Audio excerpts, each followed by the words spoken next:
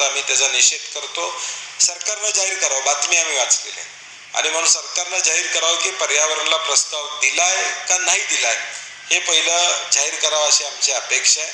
आणि लोकप्रतिनिधींची बैठक बोलणं होते त्या संदर्भात काय केलं ते त्यांनी जाहीर करावं. त्याचबरोबर हा प्रश्न फक्त रस्त्यापुरता मर्यादित नाही, तर सांगली कोल्हापूर जिल्ह्यामधल्या पुरासाठी देखील हा रस्ता उद्याच्या भविष्य काळात कर्दनकाळ ठरणार. पुराचं आजचं वातावरण आम्ही बघतो. आजच आम्ही बघतोय की पन्हाळा कोल्हापूर रस्त्यावर एका बाजूला पाण्याची पातळी 4-5 फूट खाली आहे, दुसऱ्या बाजूला मात्र पाणी जात नाही, कारण की तिथं रस्ता ओलांडून पाणी जायला वाट त्या ठिकाणी नाही. आणि म्हणून आज आमच्या मागण्या आहेत, नॅशनल हायवेबद्दल कमानी कराव्या ही आमची मागणी आहे. आता हे सगळं एका बाजूला कोल्हापूर जिल्हा मागण्या करतोय.